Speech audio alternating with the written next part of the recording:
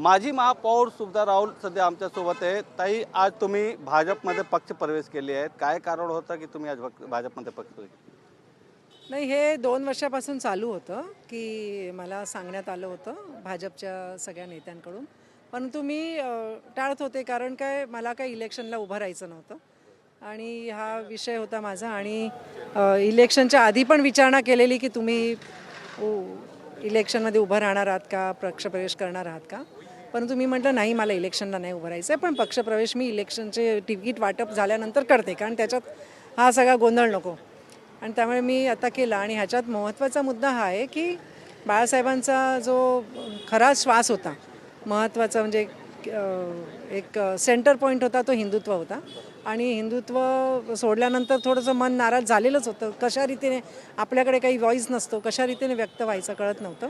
परंतु मग मी थोडी शांतच बसले होते आणि मला माझं आरोग्य आणि पर्यावरण या 2 गोष्टींवरती काम करायला नेहमी आवडत होतं. आणि 3 टाईम निवडून आल्यानंतर मी हे केलं. महापौर झाल्यावर पण मी असे अनेक मुद्दे घेतले ज्याच्यामध्ये पर्यावरण आणि आरोग्य हे होते.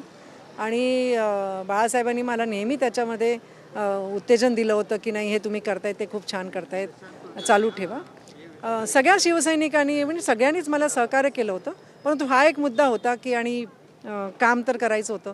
मला देवेंद्रजींनी सांगितलं की तुमचे हे जे 2 विषय आहेत त्याच्यात तुम्हाला काम करायला संधी मिळेल आणि तुम्ही पक्षप्रवेश करा. माझ्याबरोबर यज्ञन गायकवाड आहे, विजयबाई संघवी आहेत, हे सुद्धा, आणि अनेक कार्यकर्ते आमच्या बरोबर आहेत. ते सगळ्यांनी पक्षप्रवेश केलेला आहे. आम्ही चांगलं काम करू. आणि माझा काही दुसरा उद्देश नाही आहे की काही वेडावाकडा उद्देश नाही आहे माझा. मला काम करायचं आहे आणि हेल्थ पॉलिसीज आणि एन्व्हायरमेंट पॉलिसीजवरती मला काम करायचं. पण तुम्ही नाराज होतं का पक्षाबद्दल? नाही, असं आता तर कोणासोबत नाराजी होती? नाही, असं काही नाराजी वगैरे नव्हती, अजिबात नाही. फक्त काम करण्यासाठी मला योग्य ते स्टेज आणि योग्य ते प्लॅटफॉर्म मिळायला हवं होतं. आता भाजपमध्ये तुम्ही आलेत, काही तुम्हाला सांगितलं आहेत, काही मोठी जबाबदारी देणार आहेत का, काही अपेक्षा आहेत का तुम्हाला? नाही, आता तर महानगरपालिका निवडणूक आहेत, त्याच्यामध्ये चांगलं काम करून निवडून आणायचे आहेत सगळे. आणि त्याच्यानंतर बघू ना, जबाबदारी देतील ते स्वीकारू आणि करू काम, असं आहे.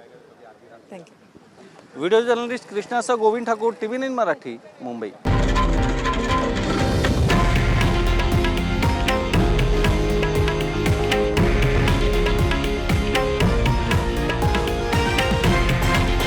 हे आहे देशातील नंबर 1 न्यूज नेटवर्क आणि आपण पाहत आहात TV9 मराठी, एकमेव.